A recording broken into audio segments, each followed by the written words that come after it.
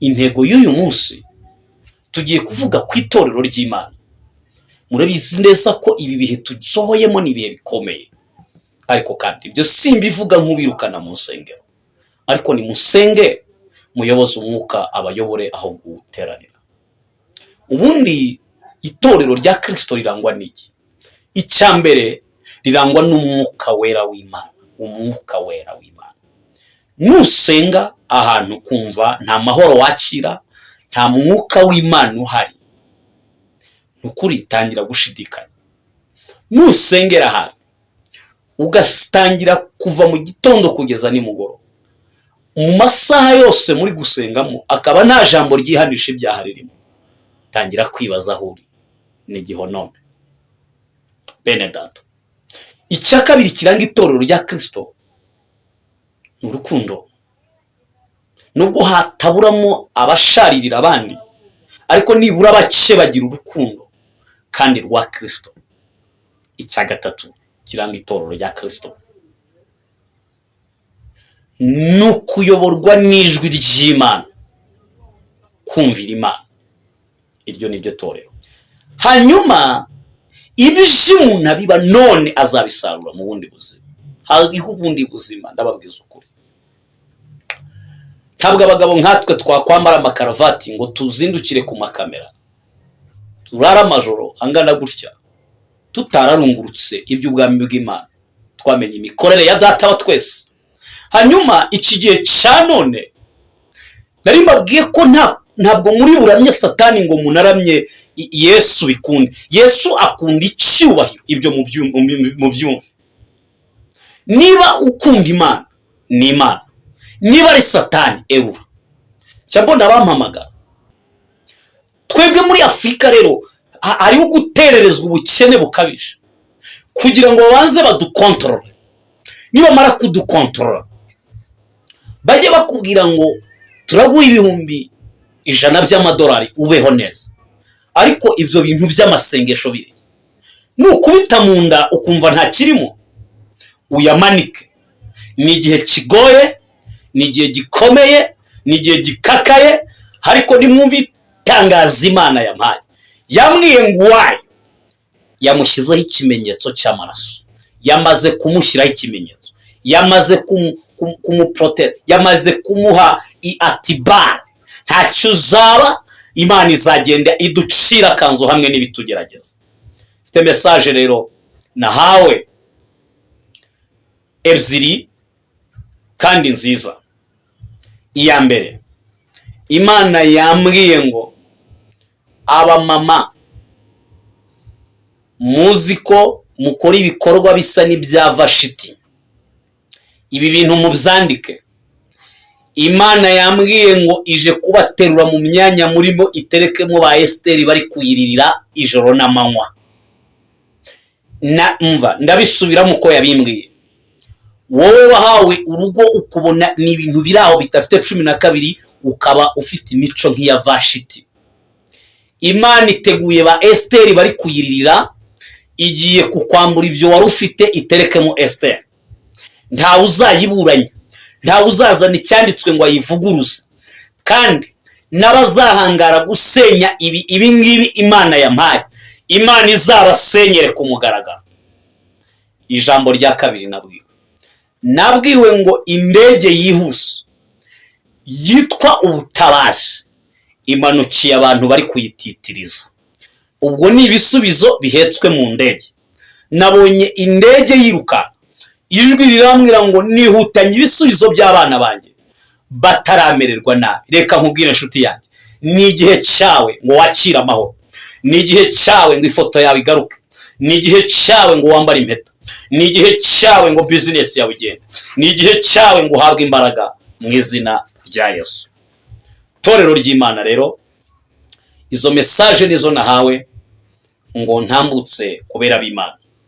Ni mube maso. Imana ishimwe inshuti z'umusaraba, bera b'Imana bakundwa muri Kristo Yesu.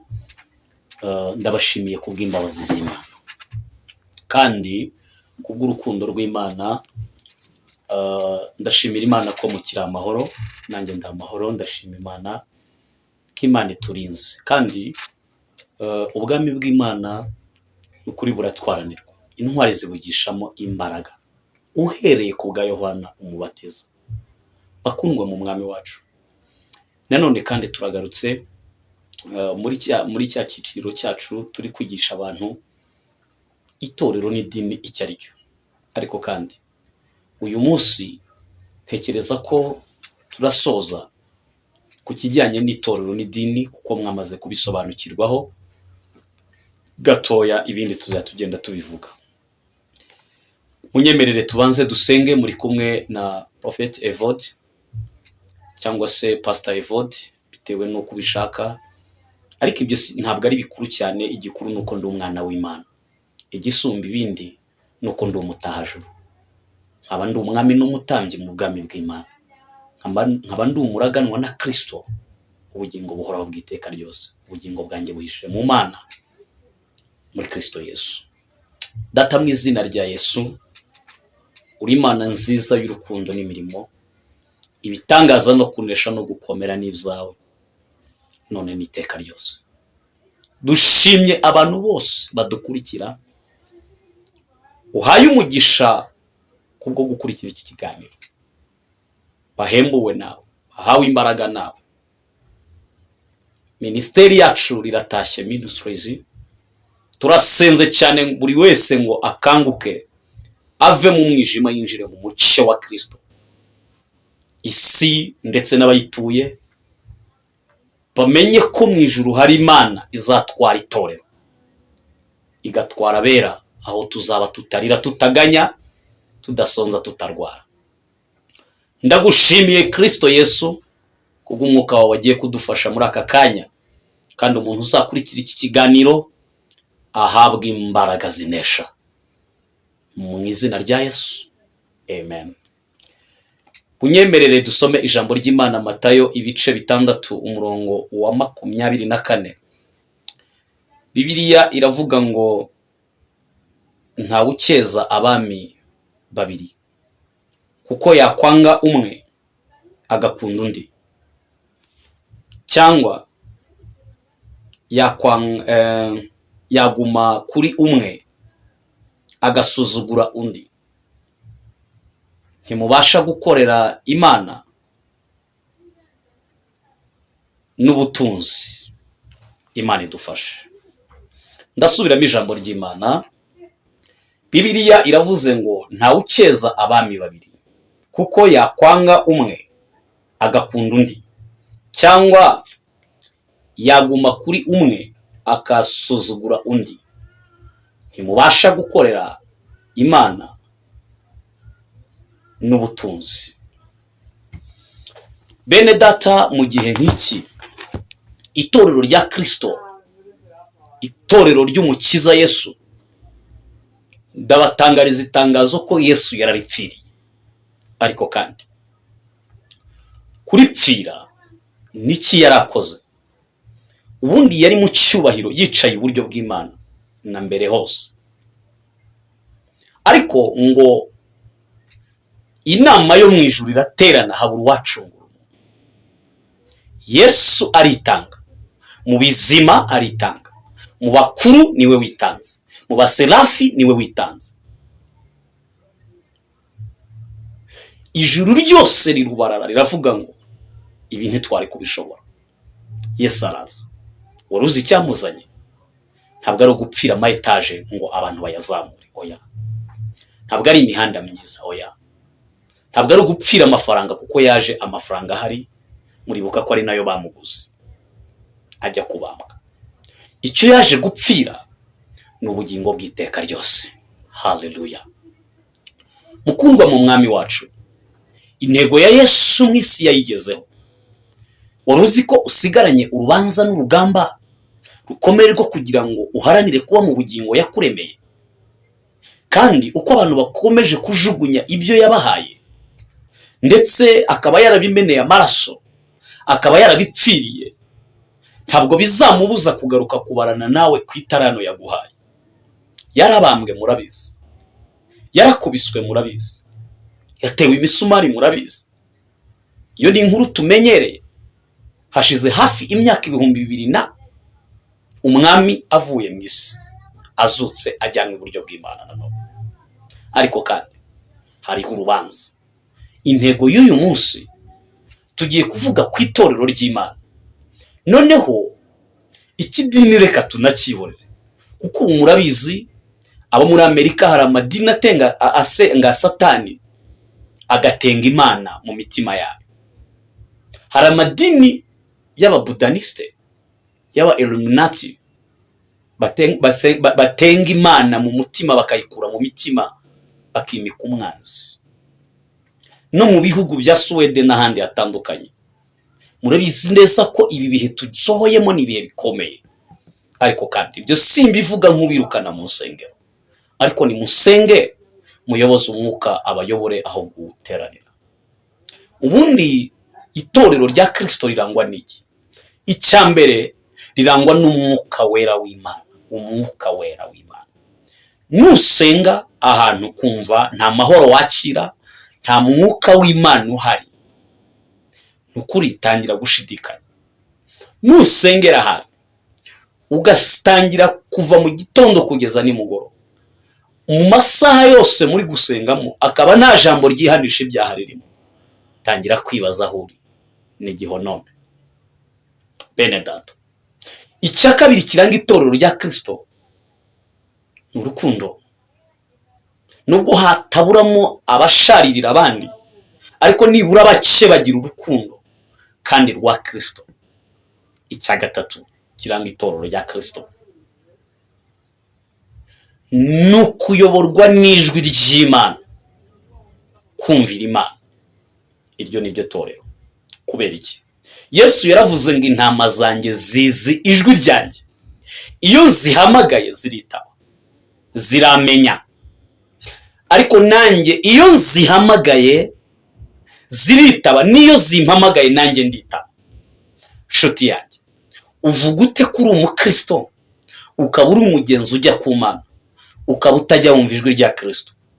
Uri intama cyangwa uri ihene? Ukwiriye kwibaza icyo kibazo. Ibi ndabizi benshi bashobora kubizuririraho ngo ndatukanye, ariko kandi Bibiliya irahamya ngo intama zizaca mu kuboko kw'iburyo, ngo ariko ihene zizaca mu kw'ibumoso. Bibiliya irabusobanutse. Kandi ubushize nababwiye ko inzira ducamo ni inzira ifunganye, ni inzira ifunganye isaba guca bugufi. Ariko kandi mu gihe nk'iki cy'imperuka giheruka isi iri kuramukwa. Kuramukwa ni ibise. Hariho ibise byo gutaha kw'itorero, hariho ibise kuko iminsi yarangiranye Satani. Ntabwo uri bukeze abami babiri, ntabwo uri bukeze abami babiri. Gukeza ni iki? Ni nko guhakwa, ni nko kumvira, ni nko kuganduka. Ntabwo uri bugandukira abami babiri. Hariho umwami witwa Kristo Yesu, hariho n'umwami witwa Satani. Ategeka isi y'umwijima. Satani ayoboye ubwami bw'umwijima, kuko mu Efeso twarabisomye ngo ni ibinyabushobozi, ngo ni abatware bategeka isi y'umwijima. Ntabwo uri bukorere Satani ngo ukorere na Kristo. Nazanye message eshatu zikomeye nahawe nijoro. Ndabizi ko imwe muri yo benshi bazantera amabuye, ariko kandi jewe ibyo nta kibazo, kuko umwaka namaze mu buvumo ntagira aho ndyama. Muri mwe ntawe ari kundengera, Imana niyo yandengeye inkurayo. Muri mwe ntawe ansanzeyo, kuko nari ndi mu gihe cyanjye, kandi namwe simbarenganya. Imana yari irimo kunshura. Bibiliya ivuga ko abana b'Imana bazabarenganya mbere yuko ntambutse ibyo nari ngezeho. Reka twongereho n'iri jambo riri muri Matayo ibice 5:11. Haravuga ngo namwe muzahirwa ubwo bazabatuka bakabarenganya, bababeshyera ibibi byinshi, babampora. Muzanezerwe, muzishime cyane, kuko ingororano zanyu ari nyinshi mu ijuru, kuko ariko barenganije abahanuzi ba mbere. Matayo 5:11. Dufite abakozi b'Imana bashaka guhimbazwa nuko babaramya. Reka mbabwire, muri iyi si nta mahoro yuzuye twahabonera, kandi ikimenyetso cy'uko umuntu ari kumwe n'Imana nuko habaho abamutera amabuye. Ariko kandi ku munsi w'amateka ibuye weguye nawe uzaryegurirwa. Bibiliya iravuga ngo ibyo umuntu abiba nibyo azasarura. Ubibira mu mubiri azasarura kubora, ubibira mu mwuka azasarura ubugingo bw'iteka. Haleluya bakundwa. Hanyuma ibyo umuntu abiba none azabisarura mu bundi buzima. Hariho ubundi buzima, ndababwiza ukuri. Ntabwo abagabo nkatwe twakwambara amakaravati ngo tuzindukire ku makamera, turara amajoro angana gutya tutararungurutse iby'ubwami bw'Imana, twamenye imikorere ya data wa twese. Hanyuma iki gihe cya none nari mbabwiye ko ntabwo muri buramye Satani ngo munaramye Yesu bikunde. Yesu akunda icyubahiro, ibyo mu byumve. Niba ukunda Imana ni Imana, niba ari Satani erura. Cyangwa ndabampamagara akambwira ngo nsengera ngo ariko ngo nagiye no ku mupfumu ngo nawe ngo nzumva icya. Oya iyo ukiri muri ayo rwose wikiriga umbaza ubusa. Jya mu Mana cyangwa ujye kwa Satani. Ndetse reka nkubaze, uzabura isi ubure n'ijuru? Basi tuvugisha ukuri. Ibaze kuzashya wari wihishe mu Mana ubeshya. Bibiliya yavuze ngo nta waceza abami babiri, yakunda umwe akanga undi. Uyu munsi proje ya Satani ari gukorana n'ibihugu bikomeye byagakwiye kurengera isi, nibyo biri koreka isi. Satani yakubise ahababaza. Uyu munsi wa none hariho proje yuko umukozi w'Imana uhagaze mu kuri, Eliminati igomba kumushaka ikaba yamuha buri kimwe akeneye mwinshi, ariko akareka kuvuga Kristo wa nyawe, akavuga Kristo uri pirate. Ntabwo byoroshye, kandi ibyo babikereye mu gihe babanje guteza isi ubukene bukabije. Abanyamerika byo murabizi mwebwe, iri umuntu agendanye n'undi muri esanseri byamuvangavanze kubera kutabona uko muvugana. Hari igihe umwe agenda yivugisha, yabura uwo avugishaga agatuka mugenzi we kugira ngo aruhuke. Iyo tekinike murabizi ko muyifite. None bwo murumva ari ubuzima. Twebwe muri Afurika rero hariho gutererezwa ubukene bukabije kugira ngo babanze badukontorore. Nibamara kudukontorora bajye bakubwira ngo turaguha ibihumbi 100 by'amadolari ubeho neza. Ariko ibyo bintu by'amasengesho biri nukubita mu nda ukumva nta kirimo, uyamanike. Ni igihe kigoye, ni igihe gikomeye, ni igihe gikakaye, ariko nimwumve itangaza Imana yampaye. Yambwiye ngo wayo yamushyizeho ikimenyetso cy'amaraso, yamaze kumushyiraho ikimenyetso, yamaze kumuprotera, yamaze kumuha atibara. Ntacyo uzaba, Imana izagenda iducira kanzo hamwe n'ibitugerageza. Mfite message rero nahawe ebyiri kandi nziza. Iya mbere, Imana yambwiye ngo aba mama muzi ko mukora ibikorwa bisa n'ibya Vashiti, ibi bintu mubyandike. Imana yambwiye ngo ije kubaterura mu myanya murimo iterekemo ba Esteri bari kuyiririra ijoro n'amanywa. Ndabisubiramo uko yabimbwiye. Wowe wahawe urugo ukubona ni ibintu biraho bitafite 12, ukaba ufite imico nk'iya Vashiti. Imana iteguye ba Esteri bari kuyiririra, igiye kukwambura ibyo wari ufite iterekemo Esteri. Nta uzayiburanya, nta uzazana icyanditswe ngo ayivuguruze, kandi n'abazahangara gusenya ibi ngibi Imana yampaye, Imana izabasenyere ku mugaragaro. Ijambo rya kabiri nabwiwe ngo indege yihuse yitwa ubutabazi imanukiye abantu bari kuyititiriza. Ubwo ni ibisubizo bihetswe mu ndege.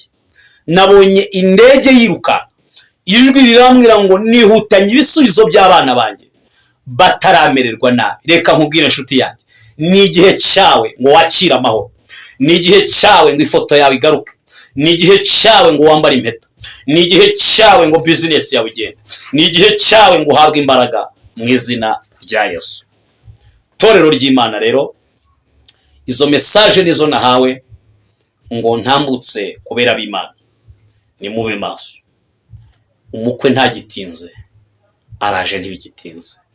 Imana ibahe umugisha, Imana ibagirire neza, Imana ibambike imbaraga, Imana ibarwanirire intambara nziza, Imana ibaneshereze. Reka dusenge.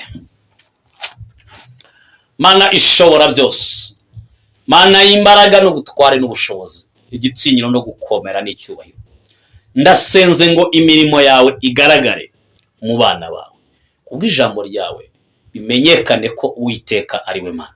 Izina ry'Imana yabera rihabwa icyubahiro, imirimo y'Imana nigaragare. Ndasengera umuntu wese ngo ahabwe imbaraga zinesha Satani. Ndasenze ngo buri muntu wese ave mu byo yibwira, akurikira umwami Yesu. Urakoze kubw'imbaraga zawe, mu izina rya Kristo Yesu, amen.